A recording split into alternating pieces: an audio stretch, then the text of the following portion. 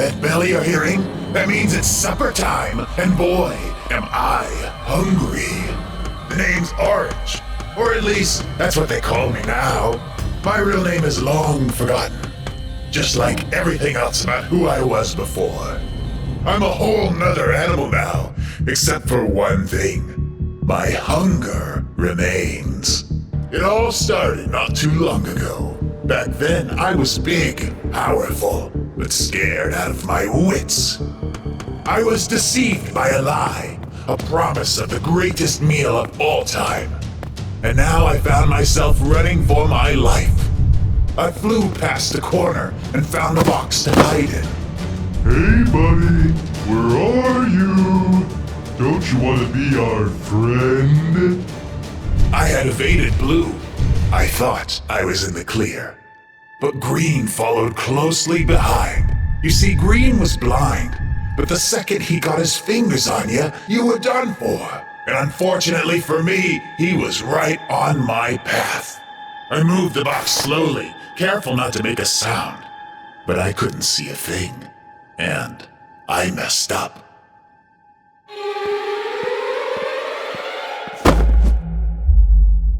Ah! Green grabbed me and brought me back to the lab. Green was a dutiful servant. To him, the man in charge. He smiled at me, and I could tell then and there that he was pure evil.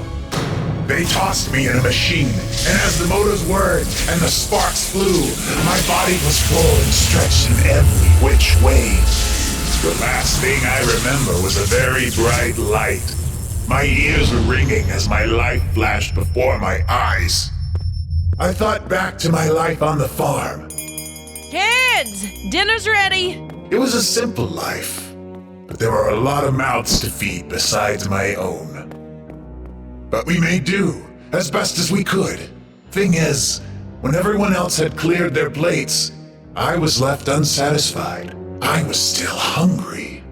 Mom was worried about me, but they didn't have the means to indulge my desires. She reminded me that they had animals to feed too. And this gave me an idea. It wasn't dignified, I'll give you that. But I couldn't stop. My dad had caught me, and boy, did he let me have it. So I decided then and there, if I can't eat their food, I could always just eat them. It seemed as though I had gone too far. I didn't understand. I was being self-sufficient. Did they just expect me to sit by a dog bowl and wait for my food to be delivered on some sort of set schedule? Never. My habit had gotten so bad in their eyes that they decided to send me off to boarding school. The first day started off very scary for me. I was worried about being the odd one out. But then I realized I was huge, big, and powerful. This filled me with a sense of pride. At the cafeteria, the lunch lady gave me a meager serving, and I devoured it all in one big old bite. The others thought this was awesome. That I was awesome. Those guys offered up their own lunches just to watch the spectacle, and I happily obliged. Downing tray after tray, there was no rule against sharing, you see. It went against the values of the school. But I don't think the teachers liked this little loophole. But whether they were happy, I couldn't care less, because this was the happiest I had ever been. Until I found out the truth. I thought they liked me for who I was.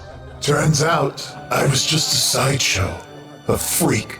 They threw out names like Hungry Hungry Hippo and the Trash Compactor. I had considered my gift to be something special about me, but turns out, everyone else thought it was just plain weird. Except, perhaps, for one girl. She was really nice. In fact, she even offered to help me change my ways. She showed me all sorts of stuff. Salads, jogging, diet shakes, yoga, herbal tea, swimming. I hated them all.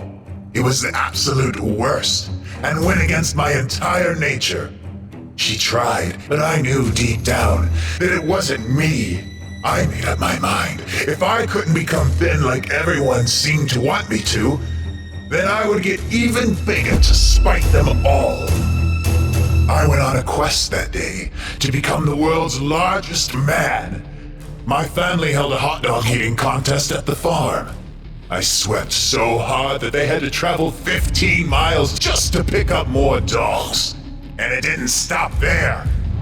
News of my decisive victory spread throughout the paper. People wanted to watch me perfect my craft. I went from show to show, and I creamed them all. Anyways, throughout it all, the same girl tagged along. She, despite her best efforts to change me, really cared about me deep down.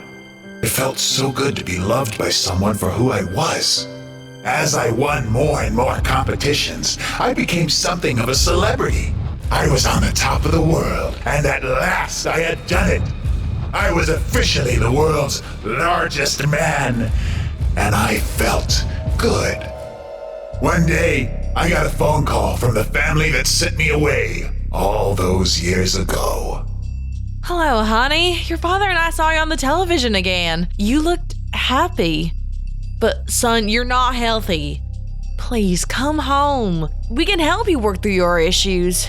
We love you. I couldn't believe what I was hearing. I thought they might have called to beg me for money, sure, but this?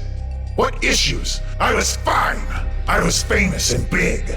My friends saw me go off on my mother in a fit of rage. I really let her have it. This was the final straw. She told me that she didn't like what I was turning into, that the fame had gotten to my head, that I was becoming a monster. I showed her the door, and as she cried her tearful goodbye, I was already on the phone again, ordering myself a pizza. Until I caught a look at myself. In the mirror, I had become unrecognizable, even to myself. And of course, my only solace was found in more food. More and more, I spiraled out of control. I could only think of her, even as I shoveled more and more food into my mouth. I saw her in my spaghetti. I saw her in my fries. I saw her in my plate, right next to the mashed potatoes and gravy. I even saw her in my low-cal diet soda. This continued on and on until I could no longer enjoy my meals. I was at rock bottom. This all changed when I got one more phone call. Hello.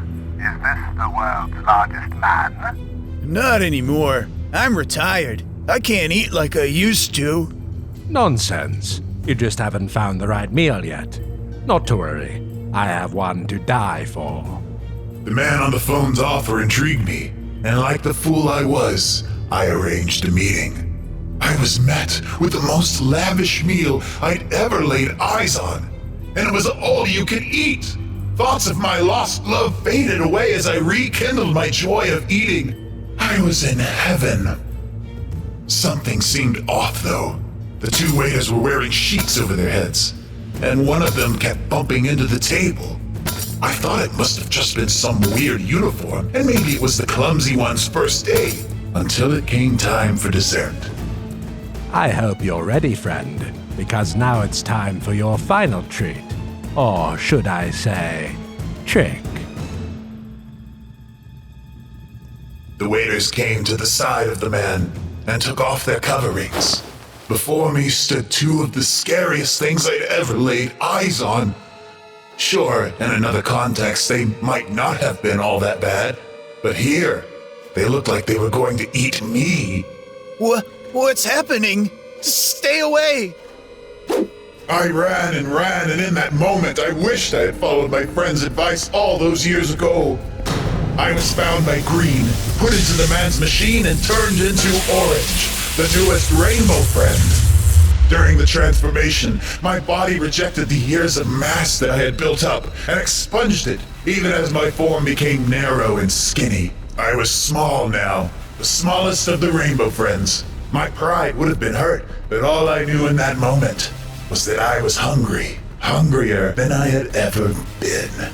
After that, they arranged feeding times, and if one were to ever be missed, an alarm would sound, and I would come running for a proper meal. Unfortunately, most people were timely with their supper deliveries. Which brings us to today. One woman has finally forgotten to feed me, and now I'm nearly upon my first prey. I got you now! Please don't! I'm looking for my friend! Please! No, not you! Why did it have to be you? I can't help it! Forgive me!